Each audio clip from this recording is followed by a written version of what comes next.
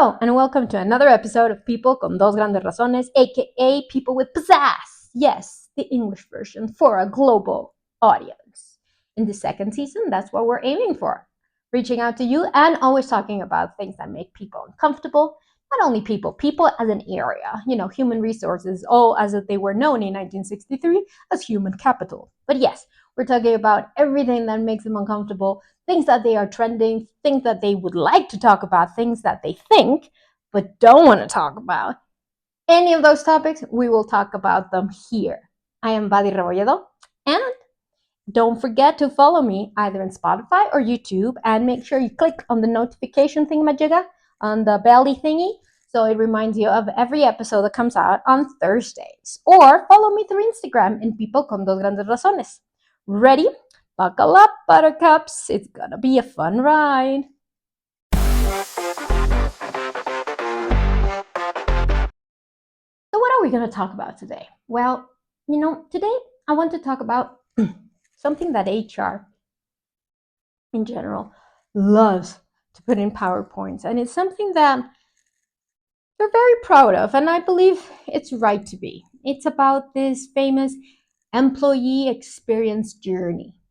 I like to call it the hire to retire experience, because that's what the area of people really talks and has the scope of, which is from the attracting all through their life, and then obviously the exit in whatever form it may be.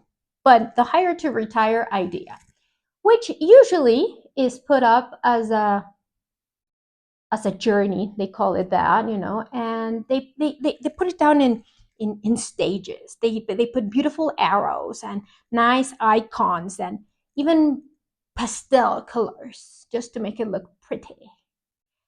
And on paper, it makes total sense. It really does.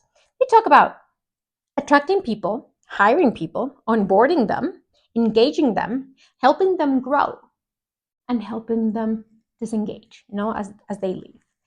And it's all very cute.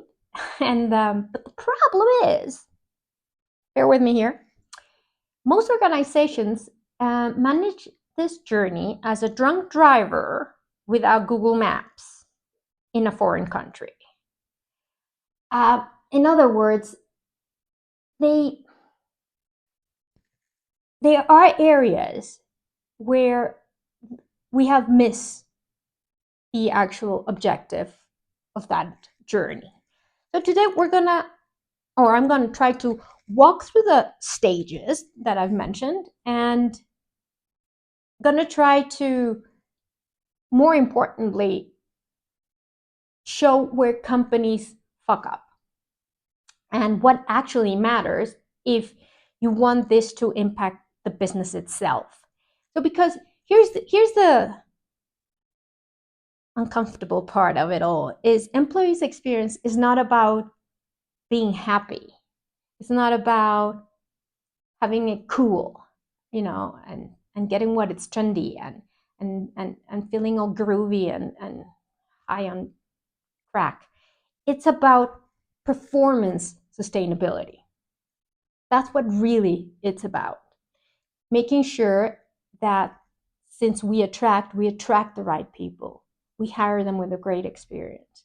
We take them through their life, whatever and how long it may be, and then help them grow at their highest potential, and eventually, leave the company. And if you don't understand the difference between being happy and performance sustainability, everything we build will just become decoration. So jump up on the train with me, and let's go through this journey in the way, again, that my experience have shown me that works, and my experience have also shown me what doesn't work. Because all in all, if we fuck up since the beginning and we fuck up at the end, it's a loop. Whatever we do here will be affected here. Whatever we do here will be affected here, and everything in between. So get ready. It's gonna get bumpy.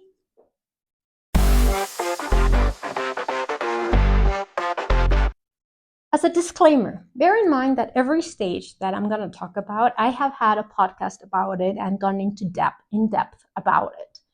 What I'm trying to put together here is the end-to-end experience and how one actually hits the other and how it is like a domino effect. So take out and sharpen up those pencils. Hopefully there's something here that you would find hopefully interesting or at least useful. So let's start from the beginning. Attraction. The talent attraction that is currently been named that way, which it's actually the main purpose of that area. So from what I've gathered in some information, candidates evaluate culture, balance, values, even before applying to a company. 68% reject jobs if the reputation is poor or if they do not match with their own beliefs and values. It has gathered so much importance how the company and what the company stands for, how they give back to the community, or what do they focus on in terms of social responsibility. If it's difficult to put that into as a main attractive part, they are also interested in how they treat their people. What's the famous, what's the culture like? It goes in deeper than just, oh, it's cool, it's flexible. No, it's it's further than that. It's way further than that. And you don't even have to have applied to it.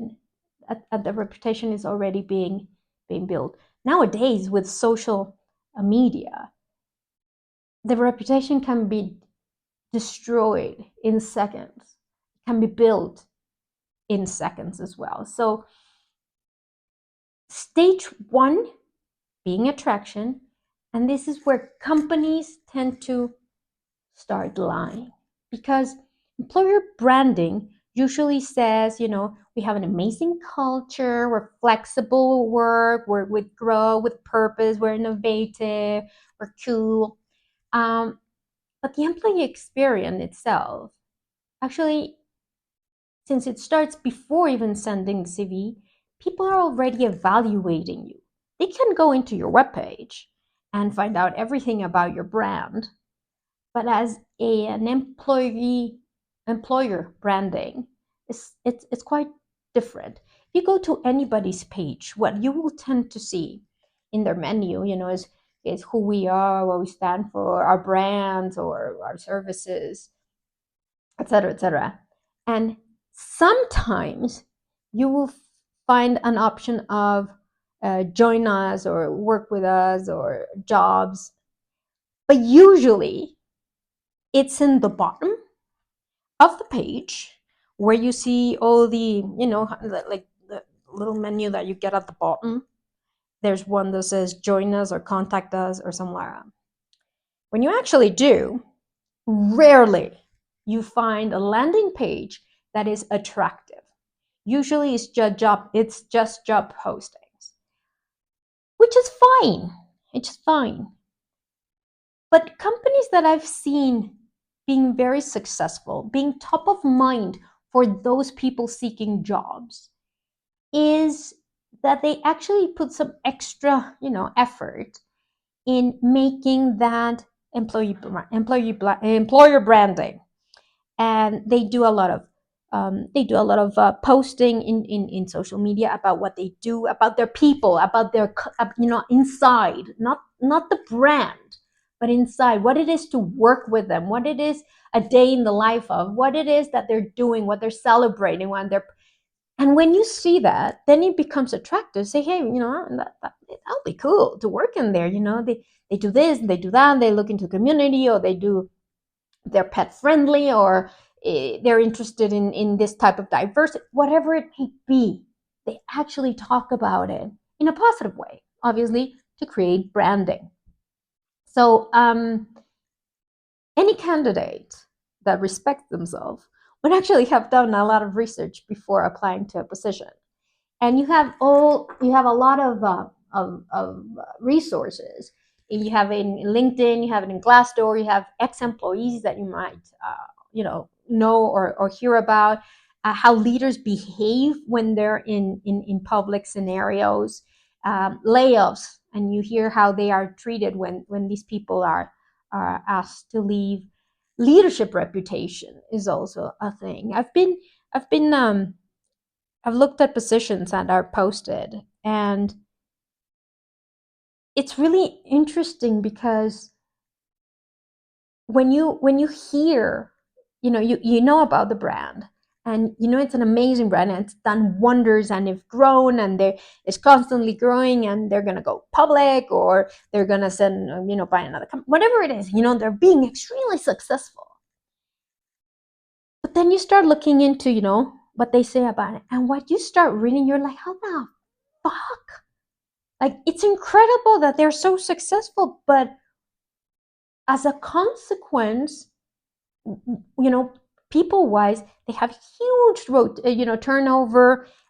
People complain about the treatment, about the lack of leadership, about the long hours, bad pays.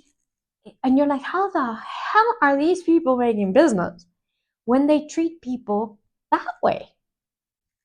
I'm sure there's always people for everything in life, but it's quite interesting. So let's be careful and let's be coherent on what we say and what we offer, right? So um, remember this. Your branding, your employer brand is not the career page. Do work a little bit on that one, by the way. Your employer brand is what all ex-employees will talk about after 2 drinks. That's your branding. And yes, there are people who have different experiences, and therefore, those who did not really like, they will speak about it. Yeah, I get it. And those who had a great time will obviously speak great, and everybody will speak however the fuck they had and the adventure of their life or not. But if the most speak well, that's what will prevail. If most speak vile, that's what will prevail. And yes, I think most people are conscious, like any review in Amazon, that there's some people who have terrible experience with it and there's some people who have great experience with it. But all in all, you can see a pattern, and definitely see a pattern, especially when you have enough numbers being reviewed and reported, right? So attraction should answer 3 questions. Why we're here instead of somewhere else? Why would I like to do that? What problem would I get to solve if I enter this company? What can I give? What is it that I can actually impact? And what type of person succeeds here? And this is a really good one, because if your driver is not, the the the long hours, the we want to grow together, but we all left a piece of our life there, but we saw it grow. That's not you. Then definitely make sure you don't enter with that type of company. If you also, um, or if you're a person that really appreciates the, the time at your own speed, and you like accountability, without having somebody breathing on your neck, also look for that on your interviews and in the information you get. If you're in for the money, well, there are consequences, i.e., there are other things that you will have to um, uh, sacrifice. If you're in for the experience, for the learning, etc., whatever it may be, do your research. But as an employer, make sure you don't lie, and make sure you're coherent, because the way you might say beautiful shit on your website, but what people experience is what is going to be impacting, and it's going to be your branding, not what you have in your webpage.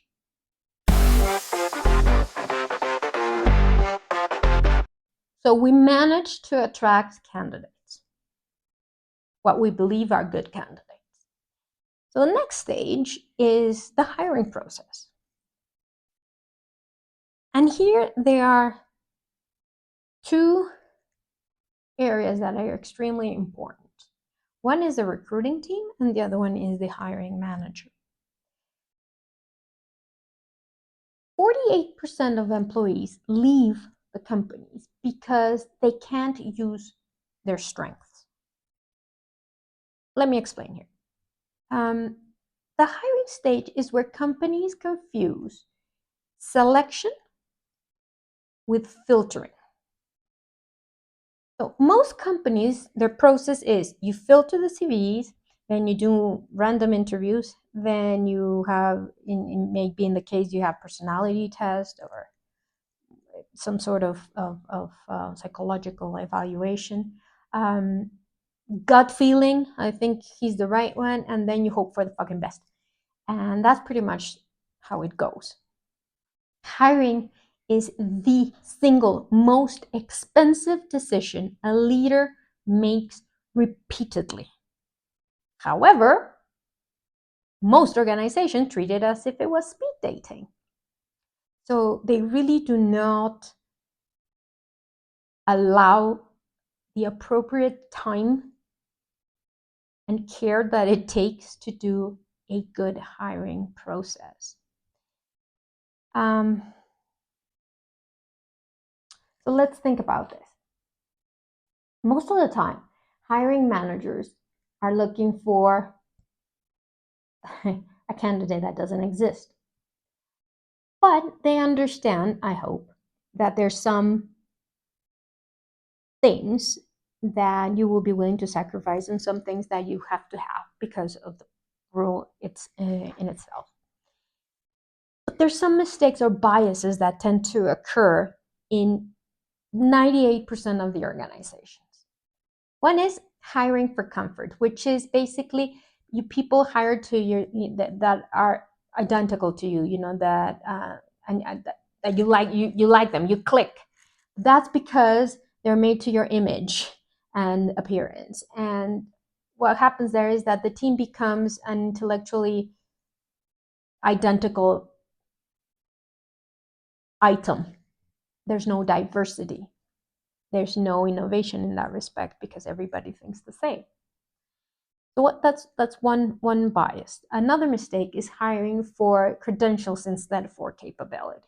So you look at what companies they've worked from, where they graduated from, what titles do they have, who have they reported to before, and you are leaving behind, problem solving or resilience or curiosity or innovation or creativity or other skills.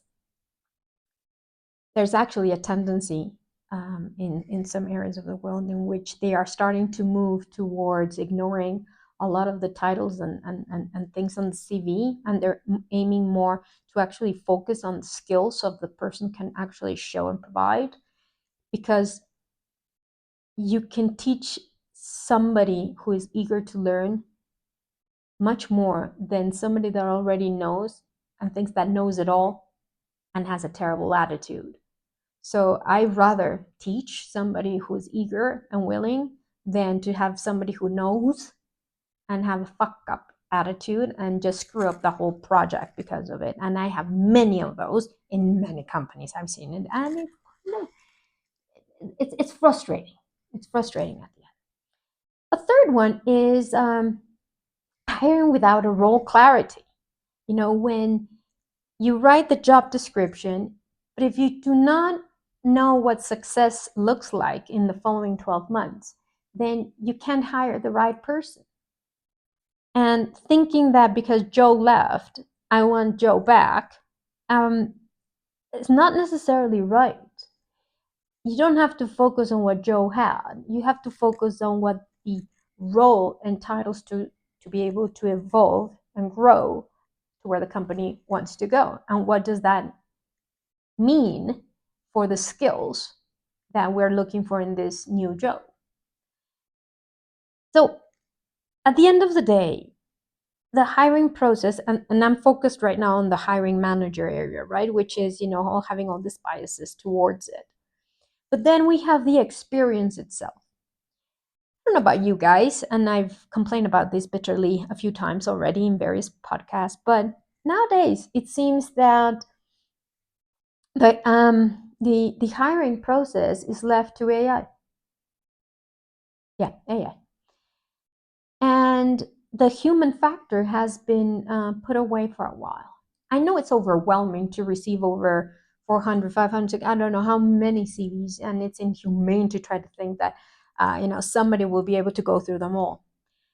However, leaving the whole process to AI and just making sure that you get those that manage to get filtered through and that's the best and what you're looking for, it's, I think, irresponsible. It's very short-sighted, pretty much stupid. Harvard actually did a study for 3 years in which they looked at what type of CVs went through and what AI decided to do with them. And they come to realize that 87% of talent never made it through to the to the first step because of idiotic algorithm problems. From, it will discard people that had gaps of 6 months. It will discard people that that had 2 jobs at the same time, or it would discard people that didn't they put the language but they didn't put a percent that they were looking for, or there were so many idiotic ways of discarding really good talent.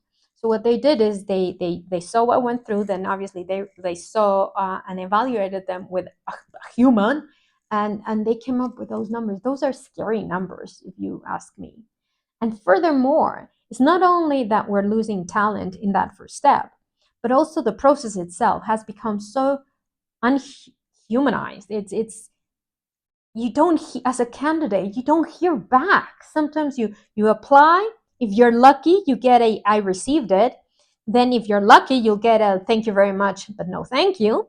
But most of the time, you get neither.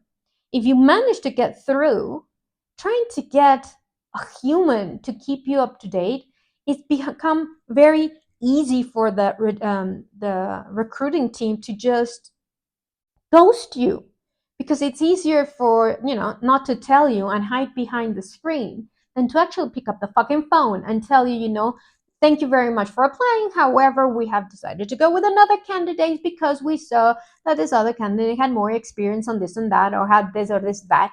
But in your, as a feedback to you, we love this, we love that. However, yes, we were lacking a little bit of this, and that's why we decided to go with somebody else. It doesn't take more than 5 fucking minutes, and actually that's what they pay you for. I'm sorry to rant, but yes, it's not fair. And that's another example of how branding is hit. Because at the beginning, you have all this, all the whatever wonderful things in the website, but at the end of the day, it's what people say about it. Well, the candidates that went through the process and didn't stay are many more than those that you hire.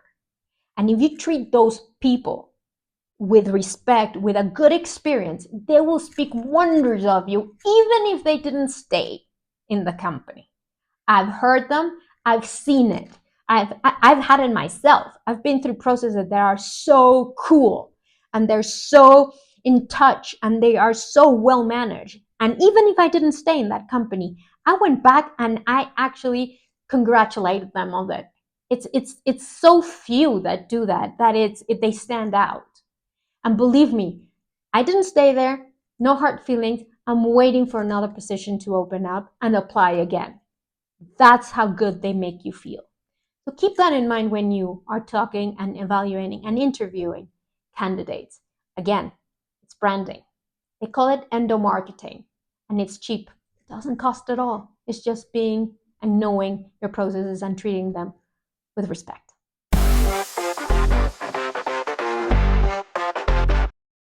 Okay, so we went through it. So we attracted, we hired, and now it's the first day. So what usually happens is that we have the famous onboarding process. But let me tell you, only 12% of companies do actually an onboarding. Let's call it a good onboarding. Let's not say and go any further than that, but only 12%. And let me explain to you what a typical onboarding looks like in most companies. First day, they give you a laptop, they give you to read 20 policies, they give you 4 compliance trainings, and 0 context. Voila! What a beautiful way to destroy the excitement that you just created in hopefully a good attraction and hiring process. So, what most companies are doing really is called an administrative orientation. It's not an onboarding, because an onboarding would really bring you information about how does the company make money, for example. How does your work impact that growth and that the objective of the company? How do I need, or what do I need to be successful here? They will talk to you about a little bit of their history and how they got there and how they're evolving, what they're aiming for, how they impact the community, what the social responsibility is about. They will talk about the actual examples of how they live the culture that they say they have. So it's not just the selling pitch of, oh, yes, we are like this, we're wonderful. No, we're actually giving you examples of how we do them every single day and how we live those values, those principles, that mission, that culture. Because at the end of the day, culture is what people think on Sunday night before going back to work on Monday. So it is extremely important having a good onboarding.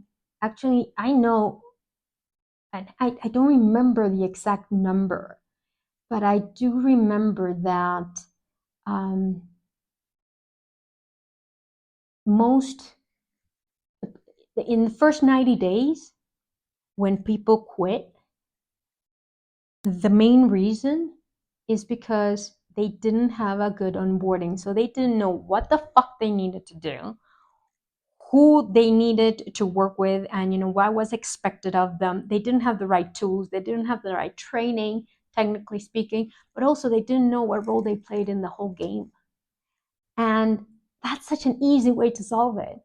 Unfortunately, we are so consumed and we're so absorbed with the operation that all hiring managers are in such an urgency to get them already, on the front line, that we don't want them to go to the onboarding because it's a fucking waste of time. They'll learn it on the way. I'll tell them all about it, on the way to the shop.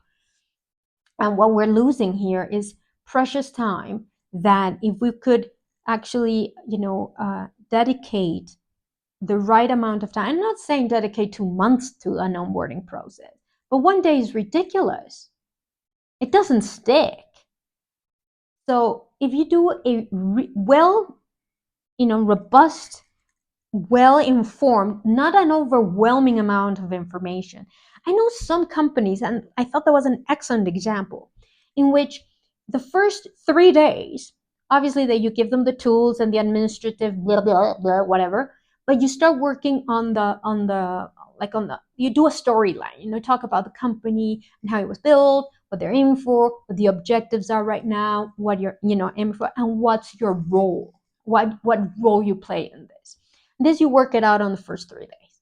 Then you go into the job. But then you're taken out again at about a week and a half for another 3 days. And then you go into a deeper point of compliance. You're going to do, but you do it in such a way that the information is not overwhelming because it's so much that it just doesn't stick. Also, you need to have some tools to make sure that I can go back to that and read and understand. So it's much more than just welcome, here's your package and your lunchbox, your pen, and your notebook. It goes beyond that. And here's, the history book of who we are and why we're here. And it has to do with much more involvement, not only on the people area, but as a whole, as a company. I have been in companies where it's a 4-day, full day idea, but all areas come and talk about their role and how they impact the business. It's not the area of people coming here and telling you, oh, well, this is how we pay, and this is the levels, and then this is what we're structured in terms of org charts, and this is what finance does, and this is what. No, those areas come along, and then they tell you how we interact with them, with marketing, with legal, with finance, with logistics, with supply chain, with everybody. And everybody talks about how we interact and how everybody plays a role in the company. It was very robust. It was very good, and everybody actually felt as a part of it all, not just like what the fuck do. So what do I do? Do I report to? Who are my friends? Who's my team? So yeah. So I was saying, without answering those questions of how we make money, what role do I play, etc. Um, you're blind as a new hire. You're blind, and people don't disengage at the end of the day after 2 years. They have been disengaged since the first 90. They just haven't had the opportunity to get the fuck out, and probably that's what they're looking for. So again, it's not just attracting. It's not the hiring process. It's once they're in, don't make them lose the charm. You've done all the good work, you've done all the sexy shit, you've done the wedding, and you're in the honeymoon. Actually make a good impression the fucking honeymoon, and make sure that it lasts enough for them to fall in love with what they're doing and how they can contribute to the business itself.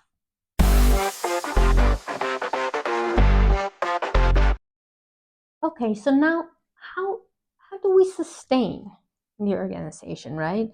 So you have people already working, they're engaged, they're into their work, and what happens later is you start talking about well-being, you know, and yes, well-being matters, uh, and burnout drives exits. But I hate how companies talk about well-being, and I hate it because they have all these programs and meditation apps and fruit in the kitchen and health breaks and resilience workshops and yoga, and it's all cosmetic because while they're doing all that, you have unrealistic workloads. You don't motivate, but they have unclear priorities, and you actually uh, reward people who take their computer to their holidays, people who are connected on the weekends, people who answer the phone at midnight. So the audio doesn't go with the video. It just there's a huge discrepancy because on one hand you're saying we are all this, we're so chakras and yogas and our planets align, but at the end of the day you're actually rewarding and promoting those that do quite the opposite. So it's not coherent. It's not coherent, and people start um, obviously doing what is being rewarded. So the culture is not what you say. The culture is what you reward, and that's what becomes the the way of being. And then you question, why are people getting this disability leaves, and why are these people falling ill, and why are people not coming here? Why are they resigning? Well, duh. Pay attention to what's going around you. You cannot meditate your way out of bad management. There's no way. If you have bad leaders, if you have assholes as leaders, then it doesn't matter how much yoga you throw in their face. It's just not going to change. Real sustainability comes from workload clarity, from giving the right tools, decision speed, trust, autonomy, accountability, and treating people like adults and not like children, because if you do, you end up with a gymboree. So when you actually trust them and support them and enable them and envision them and energize them and empower them, fuck, huge results come. Believe me, I've done it, I've seen it. And yes, if there is somebody who's not, then you make a decision, but do it soon. Not just like, oh, poor thing. Oh, no, but he's been here for so long. Oh, everybody loves God. Well, I'm sorry. Everybody reaches their full potential, all the potential that they can get to, and then you have to make decisions. At the end of the day, this is a business. And as long as we treat them with respect and dignity, decisions have to be made. Full stop. End of story. As simple as that. So remember, well-being is not yoga. It's organizational design and making sure it's respected and it's followed and that it's coherent with what you say you give and you want. Because if you actually want, a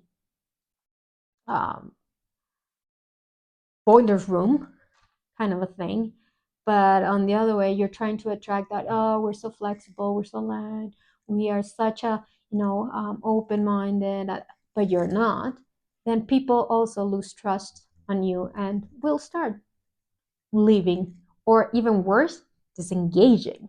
And when you have somebody disengaged, that's like having like a rotten apple in the basket. It just spreads, and you get those famous now we call them silent quitters. That's what you end up getting, and that's the worst shit to have in the house. It's worse than having somebody who's constantly complaining, because at least that person, they still care. Those who are silent about it's a lost cause. So make your choices.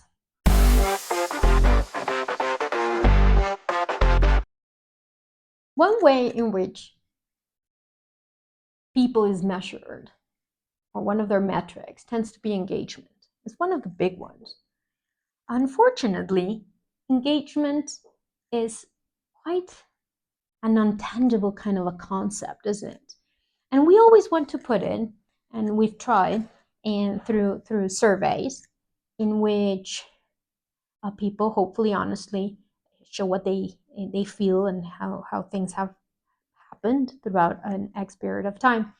Unfortunately, the way we manage it as the area is it's quite, in my opinion, not the best way. First of all, it's done in most companies once every year.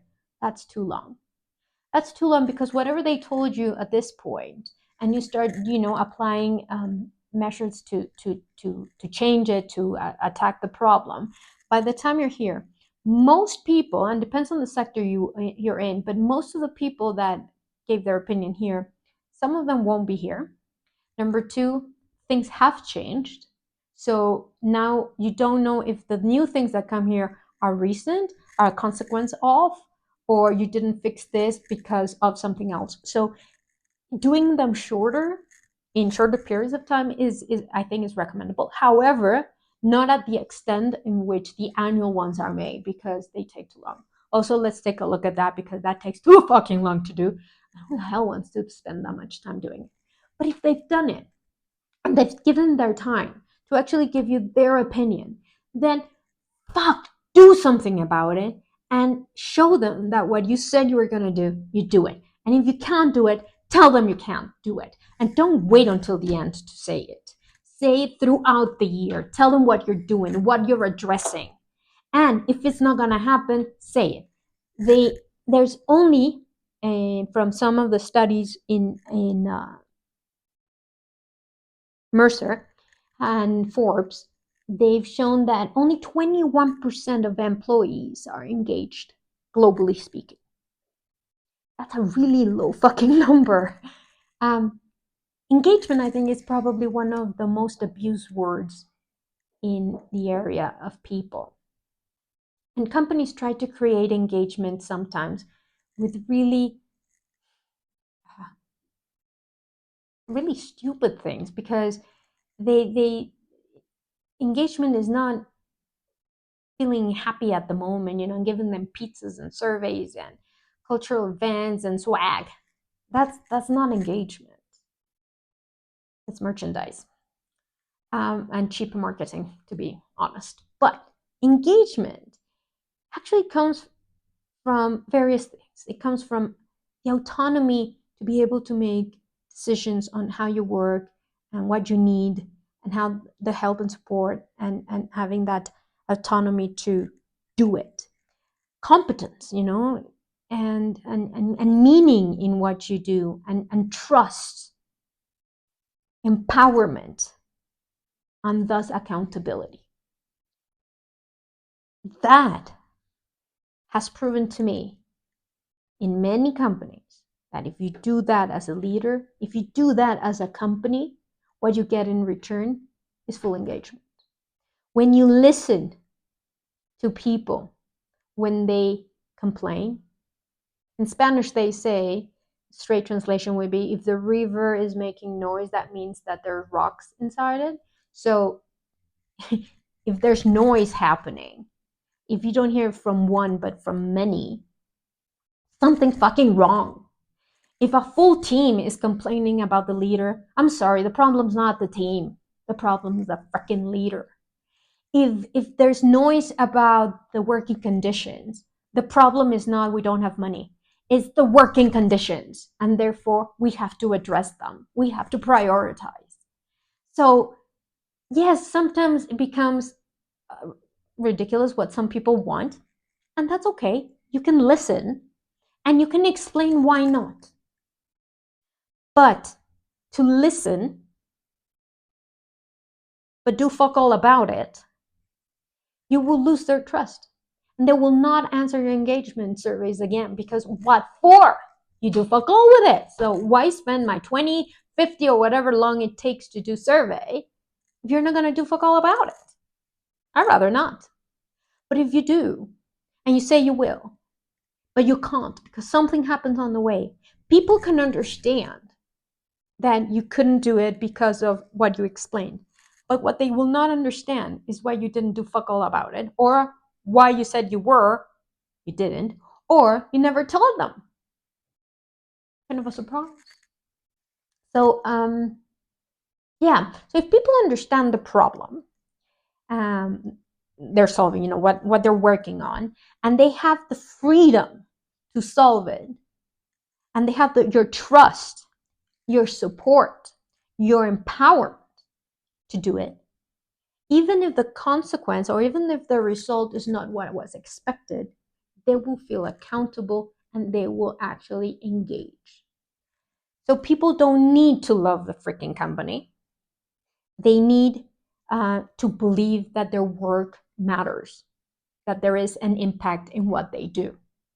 And that, my friend, I think is one of the most important things I've said so far in this fucking podcast. There you go. I've said it. Take note.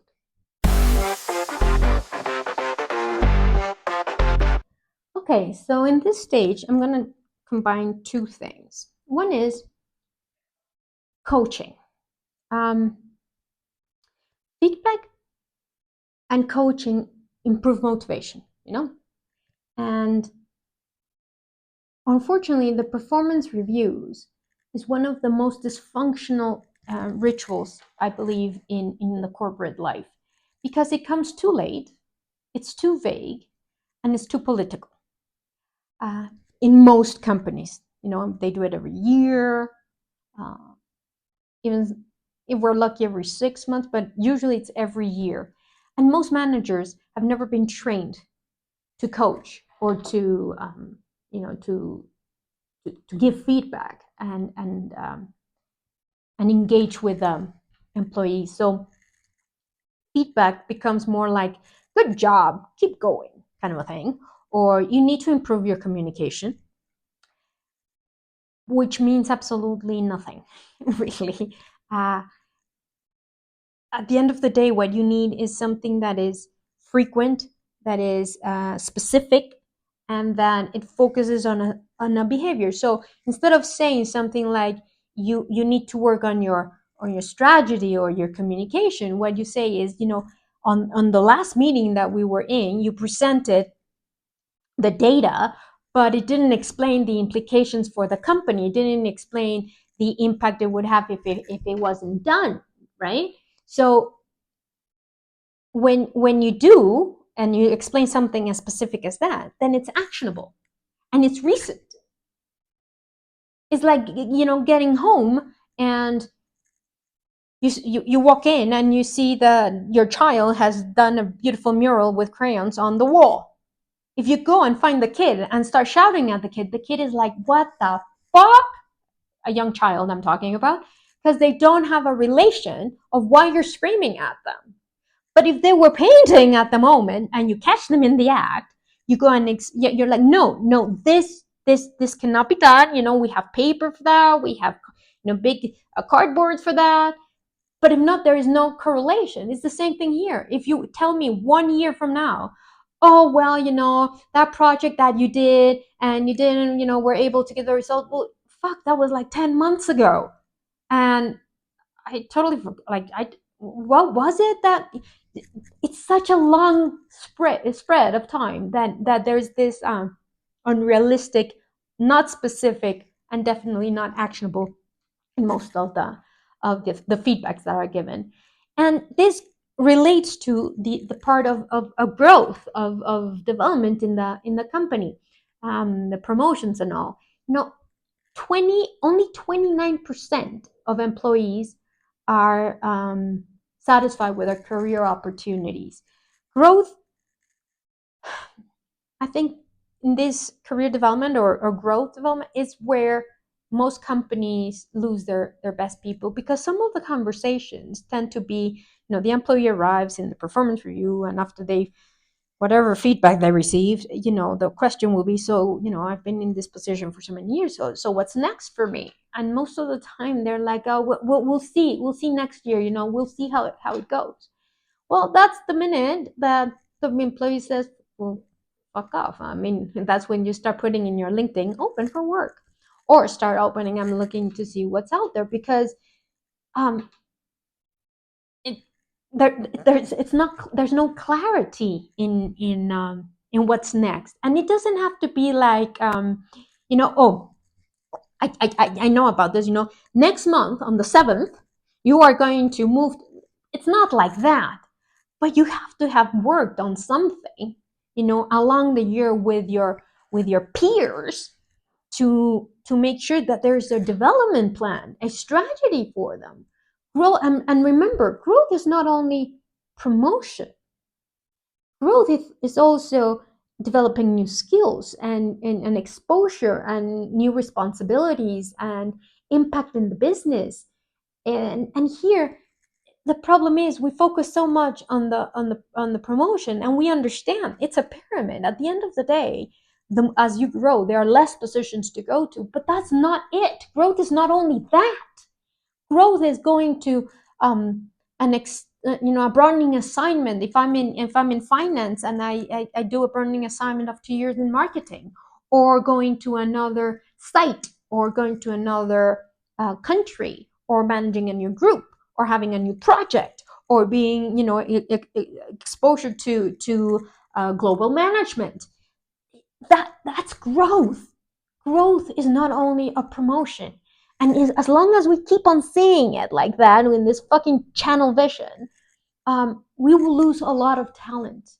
And people, at the end of the day, they don't leave because there is no promotion. They leave because there's no trajectory. There's no, making that CV bigger.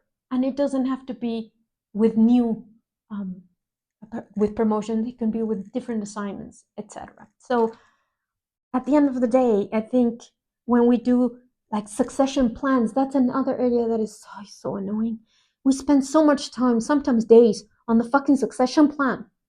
And we know that, Joey is the one that we have set for taking over Brenda's position if she gets promoted or leaves or whatever. And Brenda decides to leave the company earlier than we expected. So what do? We start running like headless chickens in the patio. And instead of giving Joey the opportunity earlier, yes, okay, maybe if it's 3 years, no. But usually our succession plannings are not that big. If it's a matter of a year, well, guess what, new manager? Accompany the guy on this. Work with them closer than you would have if they would have been a year after. And do your work. That's what they pay you for. That's why you call a manager. You manage people. Instead of saying, I know, I can't, no, it's too early, no, he's going to fail, no, let's bring somebody from outside. So what happens? We bring somebody from outside who's going to take that assignment, start from zero. So he's going to take that assignment. So guess what? Joey now, instead of saying in 1 year I would have been in there, now it's Joey, guess what? You're fucked, because this assignment usually is about 3 years. So, it comes frustration. Not only you lost Brenda, but then Joey gets dismotivated about it if there's no a clear talk, if there's no a feedback conversation, a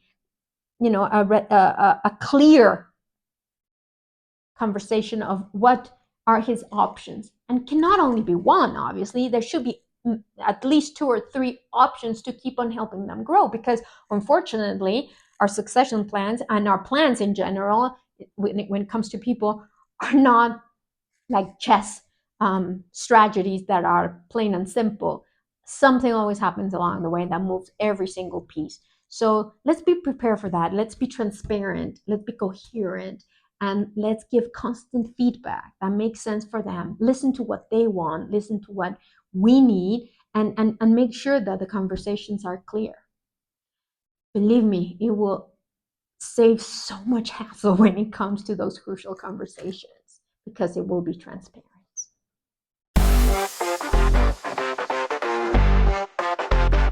And the final stage, which is the one that nobody likes to talk about, is like when people talk to you from the funeral home and they want to sell you a package. Nobody wants to talk about it.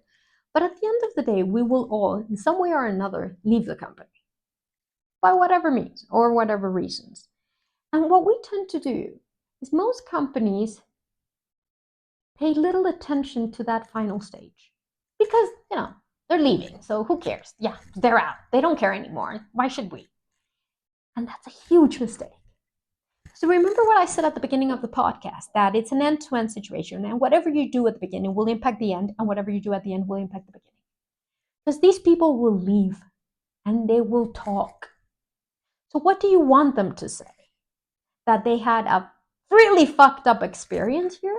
That it was all hell? Because guess what? Human beings tend to remember clearly the last 90 days experience. They won't remember the other 20 years they spent here.